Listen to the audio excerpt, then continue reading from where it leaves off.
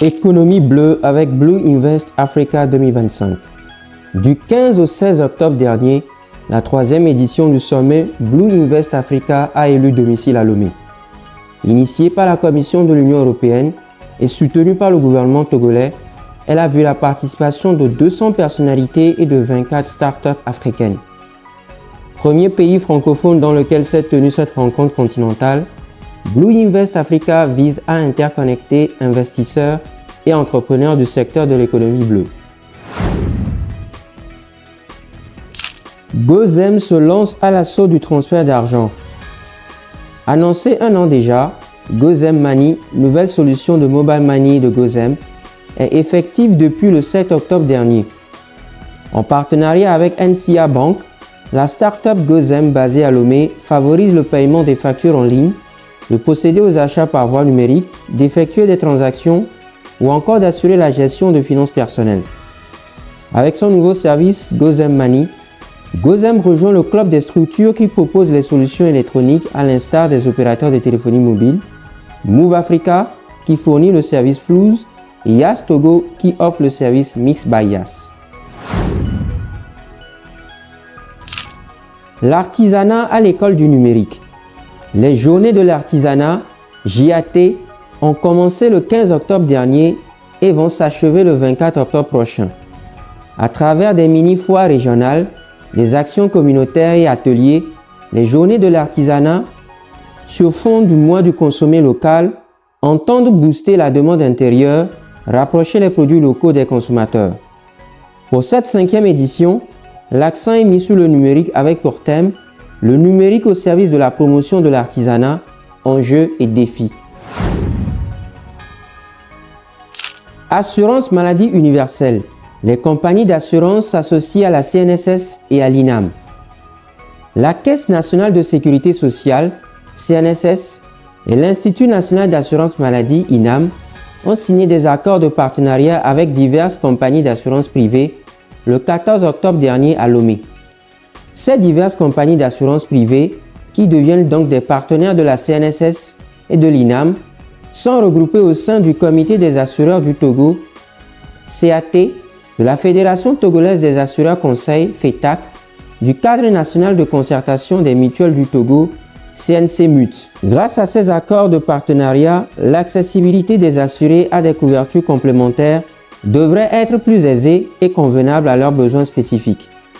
Pour rappel, la CNSS et l'INAM sont les gestionnaires du programme d'assurance maladie universelle AMU. Ouvrage hydraulique dans la commune du Zio 4. La localité de Gapekpedi, située dans la commune du Zio 4, a de bonnes raisons d'avoir bonne mine. Avec plus de 3000 âmes, Gapekpedi et ses villages environnants vont bénéficier d'un accès durable à l'eau potable. En effet, une station flambant neuve de traitement d'eau courante y est dorénavant opérationnelle. Financée par le Japon, réalisée par une ONG locale, Partage et Action en synergie pour un développement, à la hauteur de 104 600 000 francs CFA, la conception du nouveau joyau est calquée sur un modèle écologique.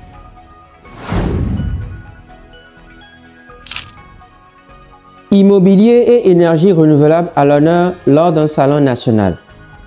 Lomé a abrité du 17 au 19 octobre dernier le salon de l'immobilier et de l'énergie. L'énergie renouvelable au service de l'immobilier, tel est le thème de ce salon qui a sa première édition. L'initiative de ce tout premier salon émane conjointement du Festimo et des Solar Days by Sayer Togo, synergie des acteurs des énergies renouvelables. Au cours de ce salon, ingénieurs, architectes, promoteurs, investisseurs et fournisseurs d'équipements solaires ont eu l'occasion de découvrir plusieurs innovations. Il s'agit de la climatisation solaire, les pompes à énergie renouvelable et de modèles bioclimatiques qui sont compatibles avec le climat togolais.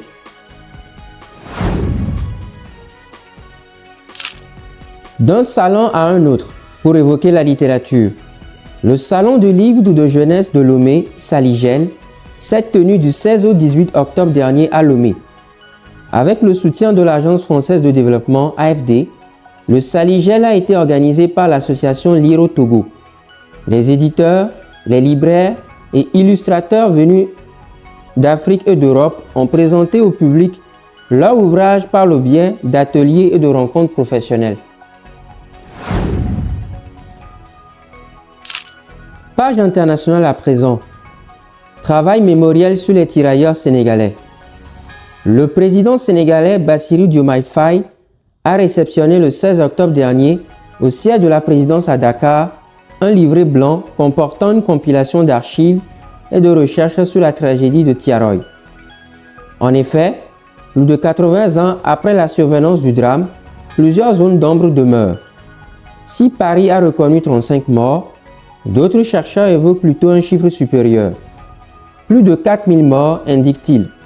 De son côté, Dakar, par la voix du chef de l'État sénégalais, n'a pas manqué d'exprimer un certain désappointement vis-à-vis de Paris concernant la mise à disposition des archives par cette dernière.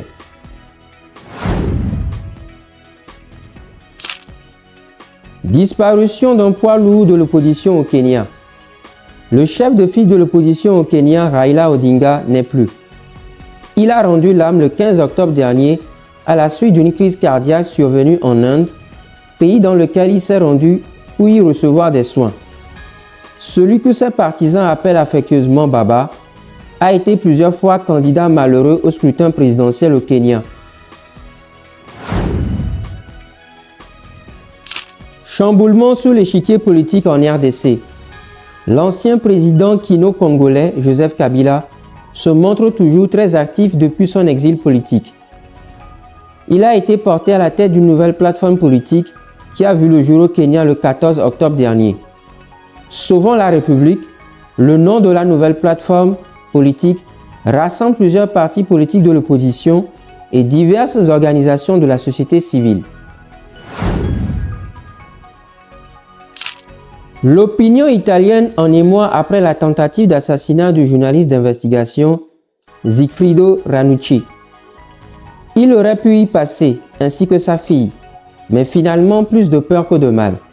2 charges explosives ont détruit le véhicule du célèbre journaliste italien d'investigation Sigfrido Ranucci, ainsi que celle de sa fille dans la soirée du 16 octobre dernier. Le drame qui a eu lieu dans le sud de Rome a touché également une portion de son domicile.